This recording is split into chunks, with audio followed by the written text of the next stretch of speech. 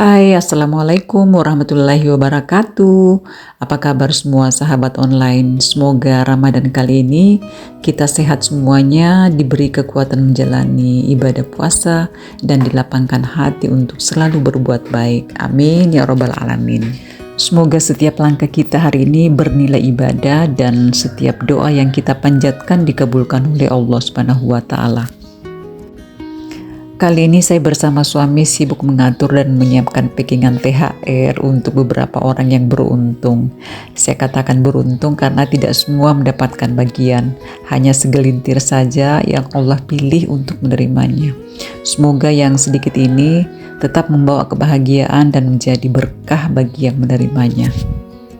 Untuk bersedekah itu jangan tunggu kita jaya dulu. Allah tidak mencari orang yang sekedar kaya raya, kaya harta untuk berbagi, tapi Allah memilih orang-orang yang hatinya lapang untuk memberi.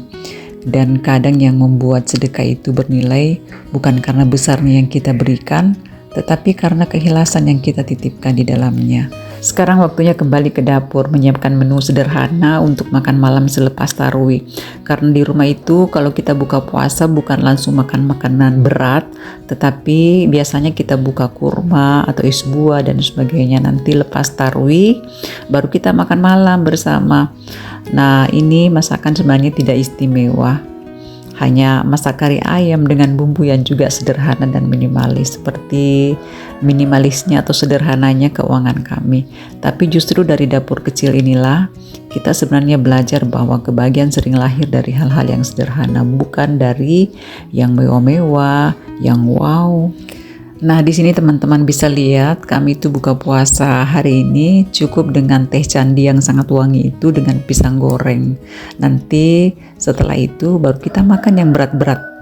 Kalau Rasulullah itu berbuka puasa itu dengan kurma. Jadi kalau tidak ada kurma segarnya, kurma kering. Kemudian setelah itu baru minum air putih. Setelah minum air putih, kemudian beliau melaksanakan sholat maghrib dan lepas sholat maghrib baru makan.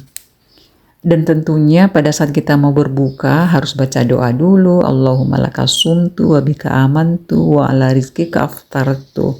Ya Allah, karenamu aku berpuasa, kepadamu aku beriman, dan dengan rezekimu aku berbuka. Sekarang saya pergi ke Surya Indah Swalayan, salah satu swalayan yang cukup dekat dari rumah. Ini yang terdekat dari rumah, jadi saya belanja itu di sini. Kemudian rute yang saya lewati kalau dari kantor kan ini di Jalan Biru, Kota Bone, Sulawesi Selatan. Jadi selalu belanja setiap bulan di sini. Biasanya saya tidak belanja untuk kebutuhan bulanan sekaligus. Saya lebih memilih belanja seperlunya saja ketika memang ada yang dibutuhkan. Selain lebih hemat, cara ini juga membuat kita lebih bijak dalam membeli sesuatu. Tidak menumpuk barang yang sebenarnya belum tentu akan dipakai.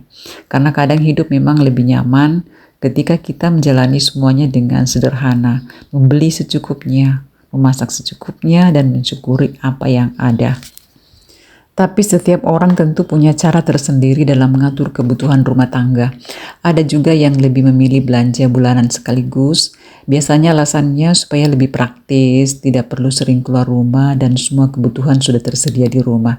Cara ini juga membantu sebagian orang lebih mudah mengatur waktu dan perencanaan keuangannya.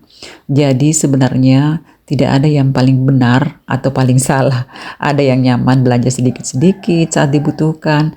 Ada juga yang lebih tenang jika semua kebutuhan sudah dibeli untuk 1 bulan ke depan. Yang terpenting adalah menyesuaikan dengan kondisi, kebutuhan keluarga, dan cara yang membuat kita lebih nyaman menjalaninya. Menjelang Idul Fitri, biasanya suasana rumah para ibu juga mulai sibuk. Ada yang sudah mulai membuat kue kering sendiri di rumah, aroma kue dari dapur mulai terasa sebagai persiapan menyambut hari Lebaran. Tapi setiap orang tentu punya cara masing-masing. Kalau saya sendiri sepertinya masuk tim beli saja untuk membuat kue kering di rumah, rasanya sudah tidak sanggup lagi seperti dulu. Beda dengan waktu masih muda, tenaga masih kuat, semangat di dapur juga masih luar biasa. Sekarang rasanya lebih realistis saja.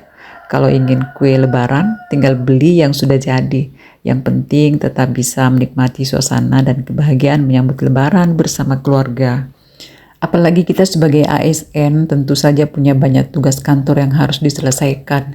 Jadi rasanya tidak semua hal bisa kita tangani sendiri di rumah. Kadang harus pandai membagi waktu antara urusan pekerjaan dengan urusan keluarga. Sedikit saya bercerita juga, sebenarnya saya sudah bergabung di Facebook Pro dan alhamdulillah akun saya sudah masuk MK atau monetisasi konten. Artinya, setiap konten yang kita posting berpotensi menghasilkan cuan, tentu saja kalau kita telaten dan konsisten membuat konten.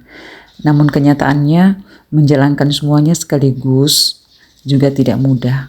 Di satu sisi ada pekerjaan sebagai ASN, di sisi lain ada urusan rumah tangga dan juga aktivitas membuat konten. Kadang rasanya waktu dan tenaga harus benar-benar dibagi dengan baik. Karena itu suatu waktu saya sempat berpikir untuk sementara waktu balik haluan ke YouTube. Di YouTube juga banyak kelebihannya. Konten yang kita unggah bisa bertahan lama dan terus ditonton orang. Bahkan berbulan-bulan atau bertahun-tahun kemudian. Jadi walaupun kita tidak selalu upload setiap hari, video yang sudah ada tetap bisa menghasilkan penonton. Selain itu di YouTube juga kita juga bisa membuat video yang lebih panjang, bercerita lebih lengkap dan membangun channel secara perlahan. Jika sudah memenuhi syarat monetisasi, maka penghasilan kita bisa datang dari iklan yang tayang di video kita. Jadi setiap platform sebenarnya punya kelebihan masing-masing. Tinggal bagaimana kita menyesuaikan dengan waktu, tenaga, dan kemampuan kita untuk menjalankannya. Ibu-ibu kalau habis belanja itu seperti ini. Jadi semua hasil belanjaan saya tadi itu saya atur kembali dan saya letakkan di tempatnya masing-masing. Biasanya saya menaruhnya berdasarkan fungsinya supaya dapur tetap rapi dan tidak bercampur-campur. Ada yang khusus untuk bumbu dapur, ada juga untuk bahan makanan, dan ada juga yang langsung saya simpan di tempat penyimpanan yang memang sudah disiapkan. Nah, dengan cara seperti ini, dapur jadi lebih tertata dan tidak perlu juga kita repot mencari-cari saat ingin menggunakannya. Lanjut lagi dengan acara melipat-lipat pakaian. Satu persatu pakaian saya lipat dengan rapi supaya mudah disusun di dalam lemari. Setelah dilipat, masing-masing langsung saya masukkan ke lemari pemiliknya di rumah ini. Biar nanti kalau mau dipakai, tinggal ambil saja tanpa harus mencari-cari lagi. Begitulah kegiatan kecil di rumah. Sederhana saja, tapi kalau dikerjakan dengan rapi, rasanya juga menyenangkan, ya kan?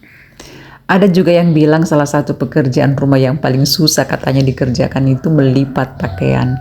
Bukan karena berat, tapi kadang harus menunggu mood dulu.